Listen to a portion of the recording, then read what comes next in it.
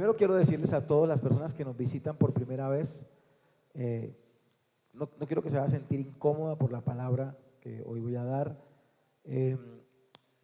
Llevo una secuencia de unas enseñanzas en estos días, llevo unas secuencias de enseñanzas y se supone que hoy tenía que seguir la secuencia, pero quise detenerme porque quiero hablarle de algo muy importante. Ya la próxima semana tenemos nuestro gran servicio de primicias, la fiesta de las primicias tenemos la próxima semana y quiero que usted venga con su corazón preparado, quiero que usted sepa con qué clase de corazón usted va a venir y va a traer su fe y su gratitud en la fiesta de primicias. Y quiero enfocarme en esta enseñanza hablándoles a ustedes sobre una particular situación que se presentó en la Biblia, en el Nuevo Testamento, pero quiero que usted vea más allá de lo que de pronto usted ha visto.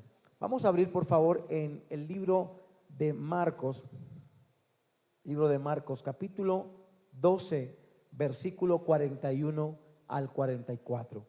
Libro de Marcos, capítulo 12, versículos 41 al 44. Y vamos a leer la historia de una mujer que yo sé que va a marcar su vida hoy y yo sé que va a hacerle cambiar a usted su forma de pensar. Amén. Dice así la palabra del Señor. Estando Jesús sentado delante del arca de las ofrendas, dice, miraba cómo el pueblo echaba dinero en el arca y muchos ricos echaban mucho. Y vino una viuda pobre y echó 2 blancas, o sea, un cuadrante. Entonces llamó a sus discípulos y les dijo, de cierto os digo que esta viuda pobre echó más que todos los que han echado en el arca, porque todos han echado de lo que les sobra, pero esta de su pobreza echó todo lo que tenía, todo su sustento. Amén. Amén. ¿Lo leyeron? ¿Sí lo leyeron? Muy bien. Escúcheme bien. Quiero que usted se ubique en este momento, en esta parte de la historia que tiene que ver con Jesús. Quiero que se ubique en este momento de la historia y usted va a entender que está Jesús, como dice la palabra, versículo 41, por favor, colóquenmelo. Dice que Jesús estaba en el templo y estaba sentado delante del arca de las ofrendas. Ahora, yo quiero preguntarle a ustedes, ¿ustedes creen que que Jesús es el Hijo de Dios? ¿Cuántos creen que Jesús es el Hijo de Dios? Hay una parte en la Escritura que a mí me impacta muchísimo y es cuando Jesús, siendo el Hijo de Dios, se llega al templo y dice la palabra que se hizo de un látigo y empezó a darle látigo a toda la gente y empezó a decir unas palabras impresionantemente fuertes, y estas palabras son: la iglesia o el templo lo han convertido ¿en qué? En cueva de ladrones. A mí a veces me da tristeza cuando las personas dan una interpretación tan simple, tan básica referente a las palabras profundas de Jesús.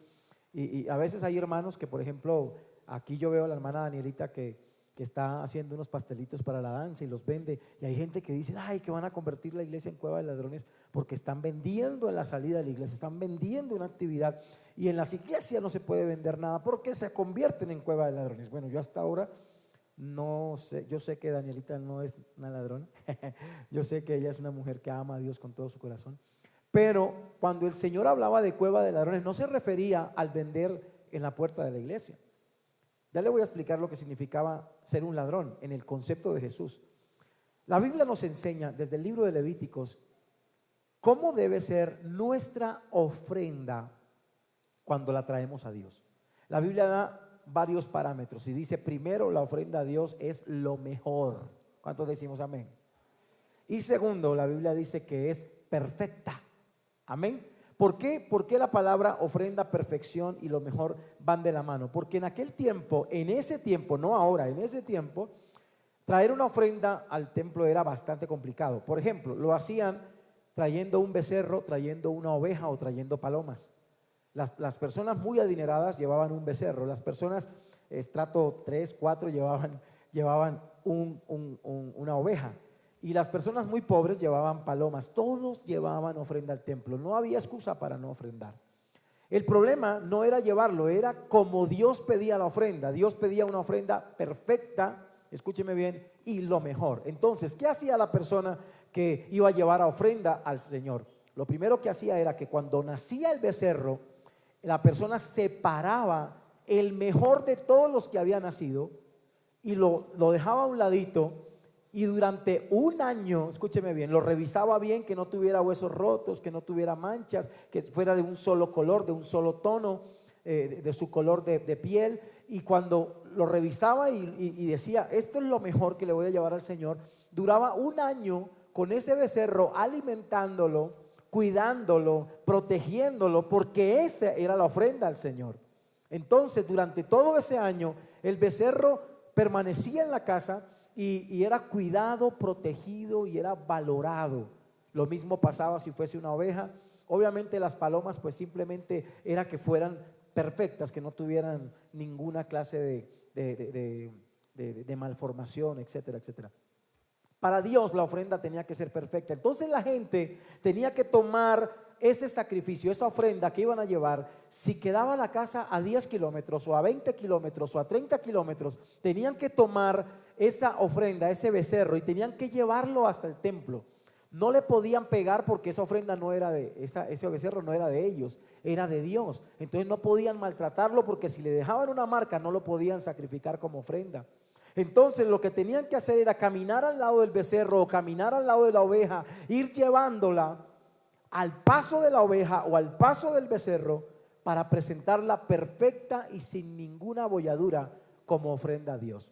Ahora, ¿por qué el Señor llegó al templo y con un juguete, dice la palabra, que se hizo de un látigo? Con un látigo empezó a maltratar allí a la gente y a volcar las mesas de los cambistas. Escúcheme bien, los ladrones no eran los que vendían. Los ladrones eran los que compraban, porque simplemente no hacían la ofrenda como a Dios le quería, como Dios les había pedido, que era perfecta, cuidada, un año de cuidado, que la llevaran por todo el camino y la cuidaran, sino que llegaban al templo y había alguien que les vendía una oveja, o les vendía un becerro, o les vendía unas palomas. Eso significaba que las personas ofrecían un sacrificio y a ellos no les importaba si era el mejor, si era cuidado, si estaba bien alimentado. A ellos no les interesaba, simplemente llegaban al templo, pagaban, compraban el becerro y lo entregaban en el templo. Cuando el Señor se refirió a aquellos que eran cueva de ladrones, estaba hablando del corazón del pueblo. Amén. Está hablando del corazón del pueblo, está hablando del corazón de los hijos de Dios, de aquellos que saben lo que a Dios le agrada, como Dios hace las cosas, como Dios pide las cosas, y aún así no están dispuestos a pagar esos precios, los sacrificios. Amén. Ahora yo quiero decirles algo. La ofrenda al Señor nunca puede ser una ofrenda sin planificarla. Nunca puede ser una ofrenda que no tenga ese valor que usted le debe transmitir a esa ofrenda. ¿Se acuerdan ustedes que cuando Caín y Abel tuvieron un problema? Dice la palabra que Caín y Abel, los dos trajeron ofrendas. Amén. ¿Se acuerdan? Pero dice la palabra que los dos trajeron lo mejor de sus ofrendas. O sea, Caín trajo una excelente ofrenda, Abel trajo una excelente ofrenda. Los dos trajeron ofrendas excelentes. El problema no era la ofrenda, porque la Biblia dice que Caín sacó de lo mejor del sembrado, y dice la palabra que Abel trajo lo mejor del rebaño. Las ofrendas, las dos eran excelentemente buenas. El problema no era la ofrenda, el problema es el ofrendante. Lo que Dios juzgó jamás fue la ofrenda. Dios juzgó al que trajo la ofrenda. ¿Estamos de acuerdo? ¿Estamos de acuerdo ahí? Ahora, yo quiero que usted entienda una cosa. Hoy en día hay muchas filosofías, hay muchas teologías, hay muchas interpretaciones referentes a si debemos o no debemos ofrendar, si debemos o no debemos diezmar, si traemos o no traemos la primicia. Y escúcheme algo, le voy a quitar ese argumento a todos esos teólogos baratos que están tratando de seducir al pueblo y quitarles el valor de la ofrenda. Esos son los ladrones de los que Dios habla, de los que le están quitando el sacrificio a la verdadera ofrenda. Ahora, dice la palabra aquí, estando Jesús sentado delante del arca de la ofrenda, miraba cómo el pueblo echaba el dinero en el arca. Ahora, yo quiero decirle a usted algo. Jesús, que tuvo el poder de sacar un látigo y reprender a los cambistas, voltear las mesas, hubiese podido decir en ese momento, sentado delante del arca de la ofrenda, decirle al pueblo: no me interesa su dinero, no me interesa su ofrenda. Esa ofrenda es para el tiempo antiguo. Pero Jesús está sentado al lado del arca y está mirando cómo la gente trae su ofrenda. Eso significa que el Hijo de Dios aprobaba la ofrenda que el pueblo traía. ¿Cuántos dicen amén? Porque Él tenía todo el poder para cambiar la historia y tenía todo el poder para decirle a usted: no me interesa su dinero, no me interesa su ofrenda. Que es lo que muchos cristianos quisieran a veces, tener esa capacidad de decirle a Dios: Dios, yo quisiera una iglesia donde no tuviera ni que diezmar ni ofrendar ni nada, pero sí la quisieran, pero eso no es lo que dice la Biblia. Lo que dice la Biblia es que Jesús se sentó y miró cómo llevaban la ofrenda. Y dice la palabra aquí, dice: Jesús estaba delante del arca de la ofrenda, miraba cómo el pueblo echaba dinero en el arca y muchos ricos echaban mucho. Ahora, yo quiero que usted mire lo que dice la palabra en segundo libro de Reyes, capítulo 12, versículo 9. Esto no se lo inventó Jesús en el momento.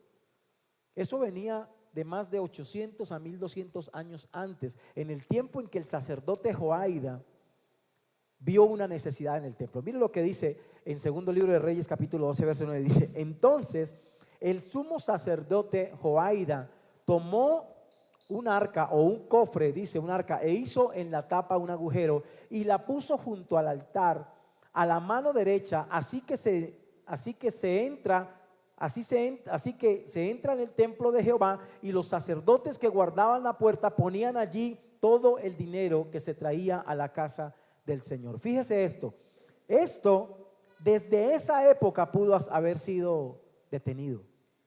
Estamos hablando de 800 a 1200 años antes de Cristo. Y pudo haber el Señor durante esos 800 o 1200 años decirle: no lo hagan, no estoy de acuerdo, no me parece.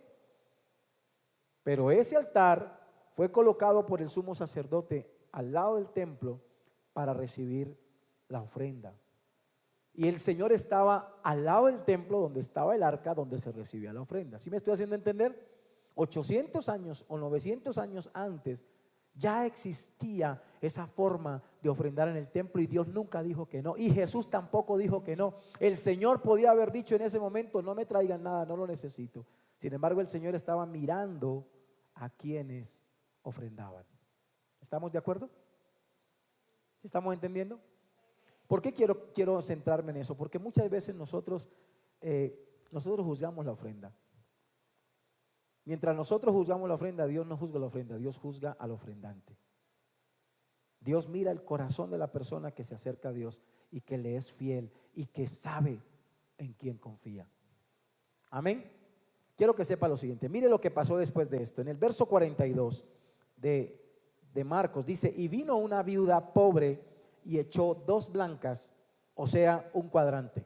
Ahora, yo quiero que usted vea este versículo y usted se dé cuenta que cuando esta viuda vino, dice la palabra que la frase, la historia está hablando de una mujer con pobreza, ¿cierto?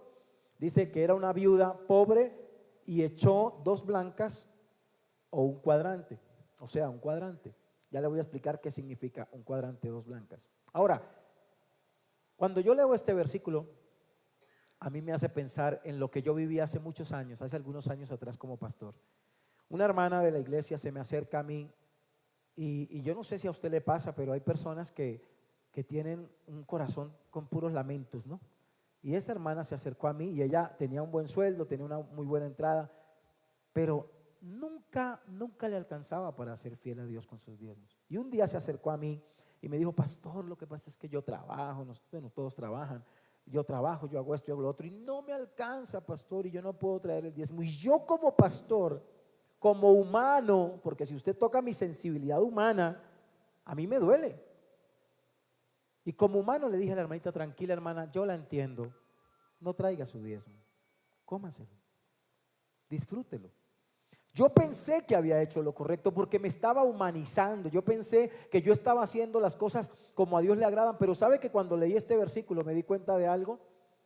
Esta mujer trajo lo único que tenía y Dios no le dijo: no lo hagas. Amén.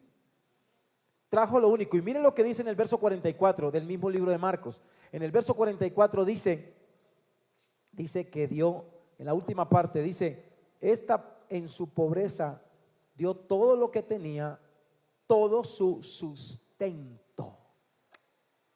Tremenda palabra esta. Significa que no eran dos monedas sencillamente, no eran 2 centavos. Era un cuadrante o 2 blancas, era lo que se le pagaba a una mujer por un día de trabajo. Óigame bien, esta mujer estaba allí, había trabajado todo un día, no tenía más, era el sustento para el día que venía, pero ella llegó al templo y entregó todo lo que tenía y Jesús no la detuvo. ¿Usted me está entendiendo? ¿Usted está entendiendo lo que el Señor le está queriendo decir a usted? El Señor no le dijo, pobre viejecita, no entregues tus 2 blancas, tu cuadrante. No le dijo, no lo hagas porque me da una tristeza en el corazón. Jesús estaba mirándola y no la detuvo. El Señor permitió que esta pobre mujer diera todo su sustento. Wow. Eso choca con mi humanidad. Eso choca con mi pensamiento humano de que pobrecito o pobrecita. Eso choca con el pensamiento del hombre que dice nunca tengo, nunca puedo. Eso choca con el pensamiento de una persona, escúcheme bien, que siempre se está quejando para no ser fiel. El Señor no juzgó la ofrenda, no la detuvo, juzgó al ofrendante. Amén. ¿Qué fue lo que vio el Señor? ¿Qué fue lo que vio el Señor? Dice en el verso 43, dice, en el versículo 43, dice, entonces llamando a sus discípulos les dijo, de cierto os digo que esta viuda pobre echó más de todos los que han echado, que todos los que han echado en el arca. Fíjese lo siguiente, el Señor había hecho tres conceptos de diferente ofrenda. Primero dijo, los ricos dieron harto. Cuando Dios lo bendiga, de harto. ¿Cuántos dicen amén? Porque es que hay ricos pichirris. ¿Sí? ¿Sabe eso? Hay personas que Dios las bendice y no aflojan una ofrenda. Óigame bien, hay personas a las que Dios les ha provisto y no avanzan, no dan. Ahora el Señor le está diciendo, los ricos traen mucho. No señala, no juzga y no dice que no. Pero después en la parte de abajo dice, en el verso 44 dice, muchos o todos han echado de lo que les sobra. Fíjese, los ricos dan mucho, pero dan ¿de qué? O sea, ellos están seguros. Ellos tienen lo suficiente, ellos ya tienen sustento, tienen comida, tienen abrigo, tienen todo y llevan mucho. Pero porque eso mucho les sobra. Amén. Yo quisiera que ustedes dieran de lo que les sobra y más. Yo quisiera que ustedes fueran fieles en abundancia, de tal manera que ustedes pudieran hacerlo. El Señor estaba diciendo, bueno, ya tienen lo suficiente y les sobra y dan porque les sobra. Pero fíjese que el Señor se fija en una mujer pobre. Él la describe como pobre y dice, dio todo su sustento. Ahora, 2 blancas, un cuadrante, es el valor de un día de trabajo de una mujer que trabaja en casa. ¿Cuánto más o menos gana una persona que trabaje a diario? ¿Cuánto pagan? ¿50? ¿45? ¿50? Entonces, ahora yo le pregunto a usted, usted tiene una familia, tiene 3 hijos, mi familia tiene 3 hijos, el esposo, la esposa, ¿con 50 usted puede subsistir un día? ¿Sí? 50,000 pesos diarios, ¿verdad? Desayuno de 10,000 pesos, una comida de 20, un almuerzo de 20, otra comida de 10, chocolatico con pan, y las 11 de 5 y 5, ahí están los 50, ¿no? 9 de la mañana y 3 de la tarde, las 11. Usted puede, es el sustento de su día. Pero yo quiero que usted vea con qué corazón esta mujer estaba trayendo esa ofrenda.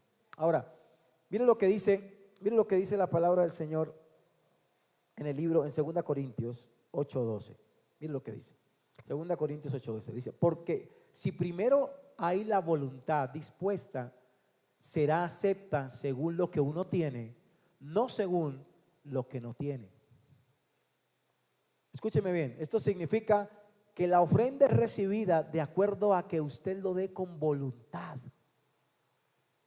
de que usted entienda con voluntad. Y no se tiene voluntad cuando no se tiene seguridad. Escúcheme bien lo que le estoy diciendo. No se tiene voluntad de hacer algo si usted no tiene la seguridad de que eso que va a hacer algo va a generar resultados. Amén. ¿Estamos de acuerdo? Nunca usted va a recibir, usted va a tener la voluntad. Por ejemplo, ¿por qué usted le invierte tanto a sus hijos? ¿Por qué usted le compra pañales? ¿Por qué usted le da desayuno, almuerzo y comida? Porque usted sabe el futuro que viene. Y usted en el futuro dice, bueno, mi hijo hoy le estoy dando, pero en el futuro mi hijo me va a ayudar. ¿No es así? Eso se llama sembrar para recoger. Usted tiene la voluntad de hacerlo. Si no, no tendría voluntad usted de hacerlo. ¿Para qué le compró pañales a este chino? Amén. Usted invierte en sus hijos porque a futuro usted sabe que ellos van a ser agradecidos y lo van a bendecir. Amén. Y la palabra del Señor nos dice que los hijos deben honrar a los padres. Amén. Los hijos no trabajan porque sí, trabajan para honrar a sus padres. Porque sus padres bien que los honraron siempre. ¿No fue así? Entonces, cuando hay voluntad es porque va a haber resultados. Cuando no hay voluntad es porque no se cree en los resultados. Da por dar de una manera religiosa, de una manera sin compromiso. Da porque tiene que dar. Pero la Biblia dice, porque si primero hay voluntad dispuesta, será acepta. La ofrenda será recibida siempre y cuando el corazón de la persona que lo está dando sepa por qué lo hace. Mire, hay 3 historias en la Biblia que me llaman muchísimo la atención. Una de ellas es la de un hombre llamado Naamán. ¿Se acuerdan de la historia de Naamán? Dice la palabra del Señor que Naamán era un del ejército, ¿no? Era un general del ejército asirio. Y dice la palabra del Señor que ese hombre tenía un pequeñísimo problema. Y era que era leproso, era una lepra completa. Usted sabe que la lepra es una enfermedad que no tiene cura hasta el momento. Resulta que este hombre era leproso. Y este hombre pensaba que por ser un capitán del ejército, él se merecía los milagros. Él pensaba que por ser un capitán del ejército asirio, él merecía que le pusieran atención. Entonces resulta que escuchó a alguien que le dio un testimonio que le dijo, mira, hay un profeta que tiene el poder para sanarte, ve y búscalo. Y él hizo todo lo posible porque antes de que se encontrara con él, el profeta tuviera una muy buena referencia de él. Mandó cartas, pidió permisos, hizo una gran cantidad de cosas, de tal manera que cuando él llegara, como siempre, le pusieran tapete rojo. Y dice la palabra del Señor que cuando Naamán llegó a la casa del profeta, el profeta no salió a recibirle, sino que le mandó a su siervo y le dijo al siervo, vaya y dígale a Naamán que se bañe en el río Jordán y que la lepra lo va a dejar. Y el profeta dio la espalda a su siervo, el siervo fue y le dijo, y como el profeta no salió, Naamán se puso bravo, se enojó. Y miren lo que dice Naamán, que me impacta mucho, y está aquí en el versículo 11 del capítulo 5 de Segunda de Reyes. Dice en el capítulo 11, dice, pero Naamán se enojó y se fue mientras decía, ¿cómo? Yo pensaba que ese profeta saldría a verme y que de pie invocaría el nombre del Señor su Dios y luego alzaría la mano y tocaría la parte enferma y me sanaría de su lepra. Mire, él está diciendo, bueno, yo me imaginé, yo pensé que la cosa era así. Yo pensé que él me iba a respetar. Yo pensé que él iba a hacer las cosas como yo las tengo planeadas, porque como era un capitán del ejército y todo es planeado, él pensó que él movía la mano de Dios. Y resulta que sabe algo, Dios no hace lo que usted quiere, Dios hace lo que él quiere. ¿Estamos de acuerdo? No es como usted lo piensa. Fíjese que la palabra del Señor dice, es que él lo pensó. Y sabe una cosa, la Biblia dice que los pensamientos del Señor no son nuestros pensamientos. Y que no le podemos poner caminos al Señor, porque Él no anda por nuestros caminos, Él tiene caminos de Él. Eso significa que los milagros de Dios y la bendición de Dios no vienen porque yo lo piense o porque yo lo quiera y a mi manera. Los milagros de Dios vienen por obediencia.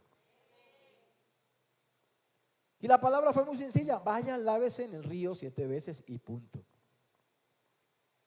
Y él se irrita y se pelea y se pone bravo y dice: pero es que yo tengo 2 ríos mucho mejores, ¿por qué me voy a bañar allá en ese, perdóneme la palabra, allá en ese charco horrible del río Jordán? Pues allá es donde Dios te quiere llevar, al charco horrible del río Jordán, porque ahí está la bendición.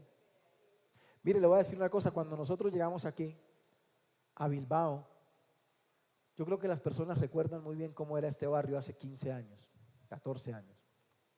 Dios nos dijo aquí que esta era la tierra prometida. Dios nos dijo: los voy a llevar a la tierra prometida, tierra que fluye leche y miel. Y yo llegué aquí a este barrio y yo no veía la tierra prometida por ningún lado.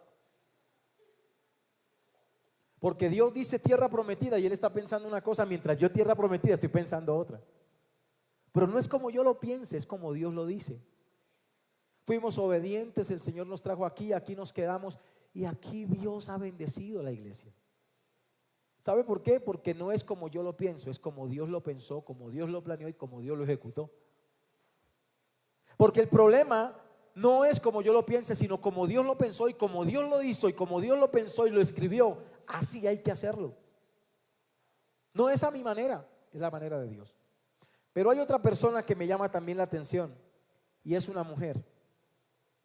Y esa mujer está en Lucas capítulo 8 verso 43. Mire esta. Lucas capítulo 8 43. Dice: pero una mujer que padecía del flujo de sangre desde hacía 12 años y que había gastado en médicos todo cuanto tenía, escúcheme bien, por ninguno había podido ser curada. Esto es lo otro, que creemos que todo lo podemos lograr por plata. Esta mujer no pudo comprar su sanidad con plata. ¿Sabe cuándo buscó el milagro? Cuando se le acabó el dinero. Dice la palabra que había gastado todo lo que tenía durante 12 años de enfermedad y nadie la pudo curar, porque estaba invirtiendo donde no debía. Ahora yo quiero que usted entienda: esta mujer había gastado todo en médicos y Naamán había gastado su energía, escúcheme bien, pensando la forma de hacerlo, la forma en que él quería que las cosas sucedieran. Pero eso me hace pensar mucho en la mujer, en la pobre mujer.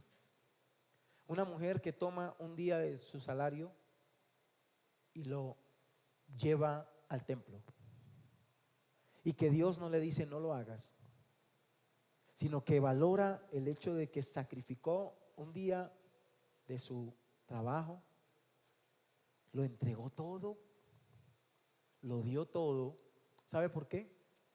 ¿Sabe qué veo yo en esta mujer? Veo algo que se llama confianza en Dios. Porque la palabra del Señor dice claramente: no he visto justo desamparado ni su simiente que mendigue pan. ¿Cuántos creen que esa palabra también es para nosotros? Pero eso sucede cuando nosotros sabemos en quién estamos confiando. Y yo creo que esta mujer sabía que no importaba si ella daba lo del día, porque la Biblia no habla de que se murió al otro día de hambre. Porque nosotros siempre vivimos quejándonos: no, es que si doy me quedo sin. ¿No es así? Ah, es que me gustaría que Dios lo hiciera por este ladito. Ah, que me gustaría que Dios me sanara a través de esta forma. Y el Señor dice: no, no es como tú lo piensas ni es como tú lo quieres, es como está escrito. Sé obediente. Lo que estaba haciendo esta mujer era ser obediente. Ahora le voy a decir una cosa: este momento que está viviendo esta mujer pobre, es la fiesta que vamos a celebrar el domingo entrante, la fiesta de las primicias. ¿Por qué lo digo? Porque la Biblia muestra que Jesús estaba ahí al lado del arca donde se recogían las ofrendas, y él sabía cuánto echaban todos. Y escúcheme bien, me impacta muchísimo el hecho de que sabía que los ricos habían dado mucho y sabía que la mujer había dado 2 blancas, porque la primicia es la única ofrenda que tiene que declararse. La primicia es la única ofrenda que tiene una oración en el libro de Levíticos que nos hace a nosotros conectarnos, escúcheme bien, con una realidad, y es que Dios provee. y hay que testificarlo. Y ellos, en el libro de Levíticos hay una oración que todos los judíos, todos los años, en el tiempo de la siembra, en el tiempo de Shavuot, ellos declaran, ellos llegan, por ejemplo, los judíos colombianos van a la sinagoga, ellos llevan su primicia y siempre dicen esta oración: bendito seas tú, oh Dios, que nos trajo a Colombia, a tierra que ciertamente fluye leche y miel. Y de lo mucho que tú nos has dado, hemos traído las primicias para ti. ¿No les parece hermoso? A veces los extranjeros valoran más esta tierra que los que estamos de aquí, porque ciertamente Colombia es tierra que fluye leche y miel. Pero debemos ser agradecidos. Si Dios te ha bendecido, ¿por qué no traer las primicias al Señor en gratitud? Ahora, esta mujer pasa al frente, pasa allá al lugar donde están las ofrendas. Y usted entienda que hay ricos que han dado, dice la palabra, que han dado muchísimo. Y pasa esta mujer y dice: yo lo único que tengo son 2 blancas, el trabajo de un día, porque lo trabajé ayer y es mi sustento, pero lo quiero dar. ¿Sabe qué veo yo en esta mujer? Una confianza sobrenatural. Porque para poder dar una ofrenda así, el que el Señor no le diga no lo hagas, sino que el Señor está mirando lo que tú estás haciendo, es porque tú sabes dónde tienes tu fe.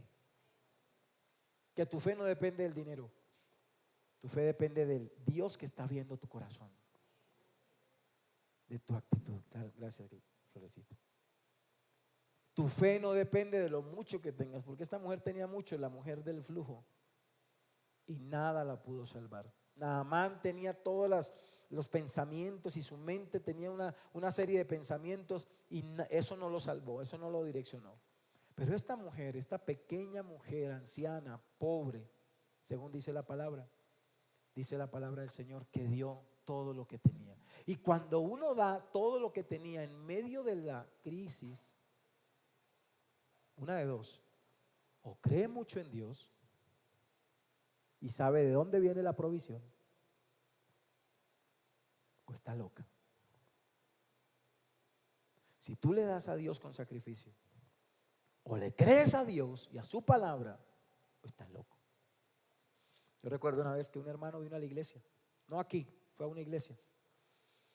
Estaba en la iglesia, estaba en el culto, y ese día vino uno de esos predicadores que les gusta pedir ofrendas especiales. Y ese día, de esas personas que no tenían un solo peso en el bolsillo y tenía solo lo del bus. Y den lo que tienen, den lo que tienen. Y el hermano metió la mano y lo único que tenía eran los 1,200 pesos para el bus. Él sacó los 1,200 pesos, cerró los ojos y dijo: Señor, no tengo para el transporte, pero voy a dar estos 1,200. Y los dio.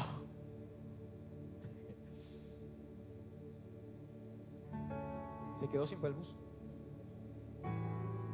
Entonces él esperaba un milagro. Señor, yo di los 1,200 y voy a mirar el suelo a ver dónde encuentro un billete para devolverme a la casa. Y empezó a caminar. Y caminó y caminó y caminó. Y siguió caminando y llegó caminando con la cabeza al piso y no encontró un billete y llegó a la casa. Dios no le dio lo del transporte. La Biblia dice: no des por tristeza ni por necesidad. Dios ama al dador que alegre. Dios, y la alegría más grande que tiene un dador es saber que esa ofrenda tiene resultados. Cuando damos con alegría es porque sabemos qué va a suceder. Cuando damos con gozo es porque sabemos qué es lo que Dios va a hacer con mi ofrenda y cómo la va a multiplicar. Esa mujer lo sabía. Ella sabía que esa ofrenda que ella estaba dando en su sacrificio y que Jesús estaba mirando iba a tener un resultado sobrenatural. No lo dio con tristeza. Triste se pone usted cada vez que lee esa parte. Ay, pobrecita. Ella no estaba triste, ella estaba feliz porque sabía en quién había creído. ¿Crees tú también? Dios puede mirar tu corazón y puede decir: ¿es el correcto? ¿Recibo esa ofrenda? Puedes traer la ofrenda, pero si el corazón es incorrecto, piénsalo. Dios nunca juzga la ofrenda, juzga la ofrenda. Coloquémonos de pie, por favor. Ven, gracias. Bendito sea el nombre del Señor. Cierra tus ojos. Ahí donde tú estás, quiero que reflexiones por un momento. Y si tú crees que en esta palabra que yo he compartido contigo hay algo que no entiendas, aunque yo sé que te quedó muy claro en tu corazón, sé que tu actitud va a ser diferente, sé que tu mentalidad va a ser diferente, sé que tu corazón va a ser diferente. Ahí es cuando puedes entender la palabra, cuando dice que Dios ama al dador alegre, porque estamos alegres porque sabemos quién es el Señor que lo ha dicho, quién es el Señor que lo prometió.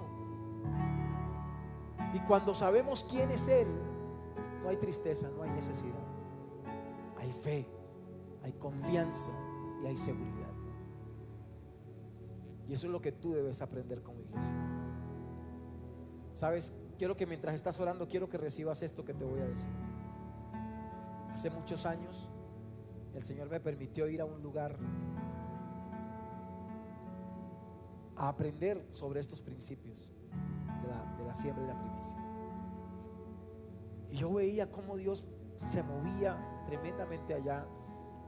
Y yo salí de ahí y le dije: Señor, yo quiero una iglesia así. Eso fue un viernes. El domingo entrante teníamos un invitado en la iglesia, se llamaba Vladimir, venía de Cuba.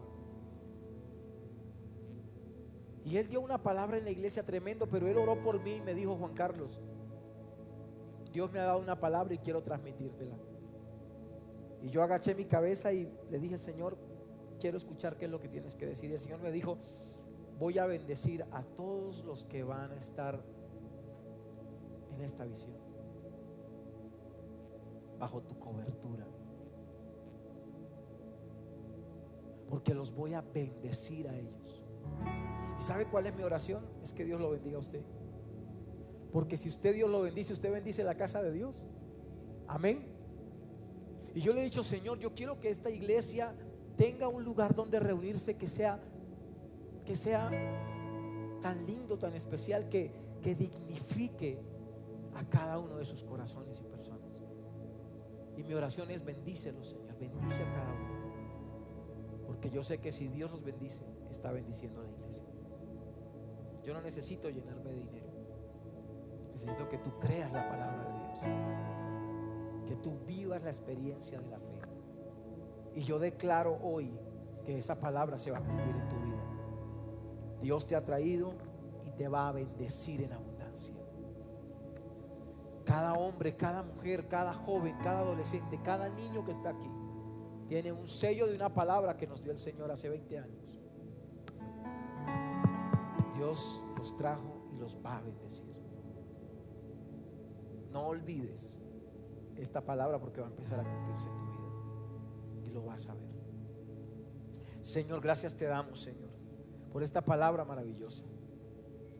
Gracias te damos, Cristo, porque sabemos lo que tú has hecho y lo que tú seguirás haciendo. Gracias, Señor, porque esta palabra va a hacer la diferencia en mi mente y en mi corazón. Señor, aquí estoy para ti. Aquí estoy para ti, Señor.